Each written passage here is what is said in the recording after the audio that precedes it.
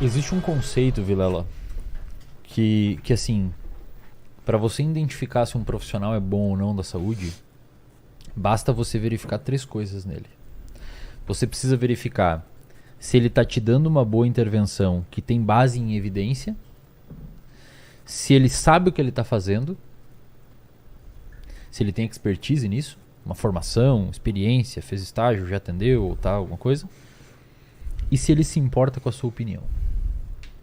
A gente chama isso, esses 3 itens, de prática baseada em evidência. Uhum.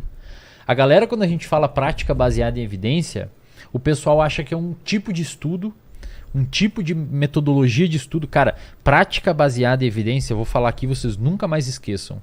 Prática baseada em evidência é uma decisão clínica compartilhada. Exato.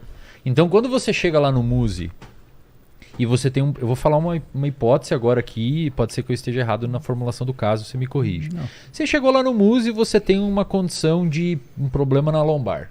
Não, coloca no meu, hipotireoidismo. O MUSE, Hipotireoidismo. o MUSE sabe que você... Vou usar esse da lombar aí. Tá. O MUSE sabe que você tem um problema na lombar. Ele é um cara com uma expertise em lombar. E ele sabe qual que é a intervenção, a melhor intervenção possível para sua lombar. Então, ele tem os 3 pilares. Ele tem 2 pilares dos 3. Ele tem a melhor evidência. Ele te mostra lá, Vilela, o que a gente sabe hoje, cara, é que esse tipo de cirurgia com robô, que a gente faz lá não sei aonde, é a melhor para você, cara. Tá. E eu sei fazer. Então ele tem 2. Hipoteticamente falando, tá? Não sei se esse é o caso, se opera com robô. Estou dando uma hipótese. Ele te mostrou a melhor evidência que os estudos científicos apontam e ele tem expertise. Então, até agora ele está seguindo uma prática baseada em evidência. Tá. Mas aí você fala pro MUSE assim, cara, o MUSE fala, ó, mas a recuperação dessa cirurgia leva 6 meses e você não vai poder trabalhar e não sei o quê. E, cara, você fala assim, MUSE, eu não consigo, velho. Essa cirurgia pra mim não dá, ela é cara, eu não posso ficar 6 meses sem trabalhar, não é viável pra mim. Ou seja, você não quer. Se o MUSE te empurrar, ele tá fazendo 2 coisas da prática baseada em evidência, mas uma não. Agora, se o MUSE fala assim, beleza, eu entendi. Você tem uma preferência, o paciente tem uma preferência. Ele não quer a cirurgia com robô, que é a melhor evidência, eu sei fazer.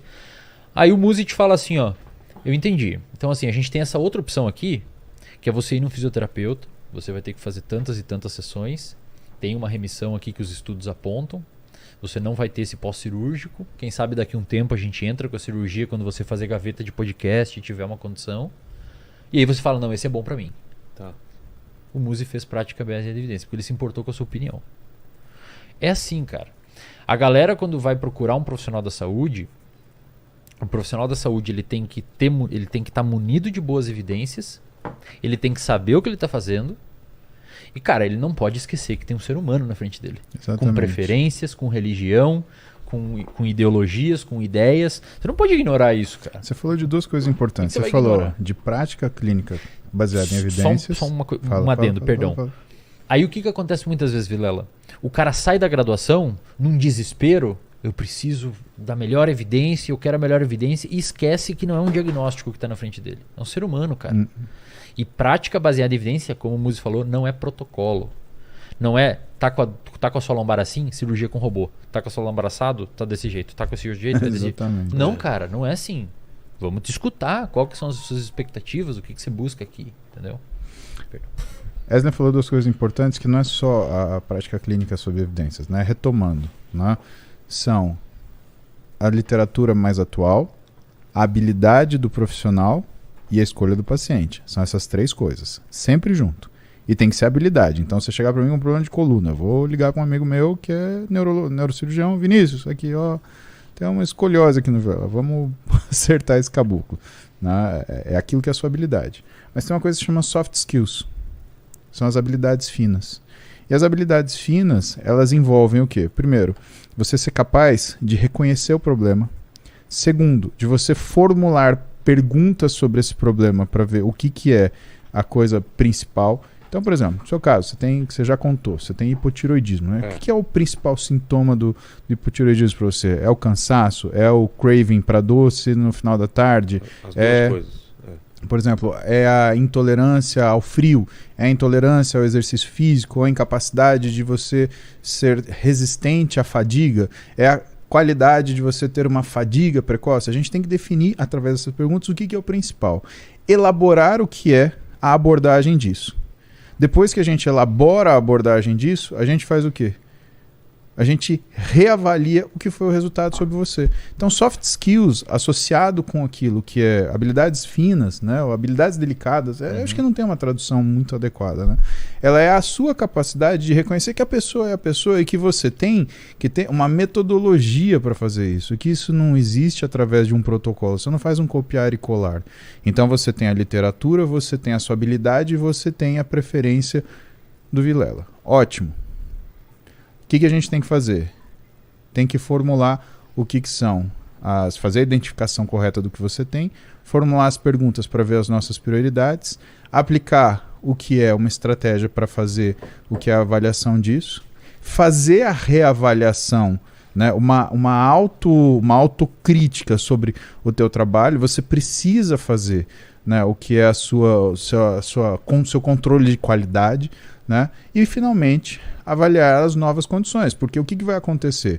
Vamos supor que a gente resolveu o teu cansaço por exercício, mas a gente não conseguiu resolver o que é a sua vontade de comer doce. Tá. Então, pode ser que não seja hipotireoidismo, pode ser uma variação de FGF23 que tem relação com a função hepática, né, porque você está, sei lá, com uma desregulação metabólica, né, aí entra outros problemas.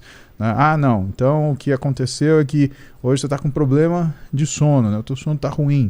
Não, então vamos ver teu sono. Por isso que não tem protocolo, Vilela, porque a gente tem que resolver as coisas... São muitas variáveis também, né?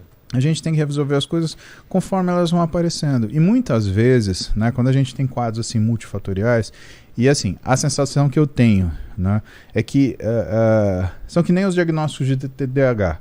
Né? Você tem tanta variável que é um diagnóstico dificílimo. Muito, cara. E assim, eu sugiro que as pessoas que têm hipótese de TDAH façam uma avaliação neuropsicológica.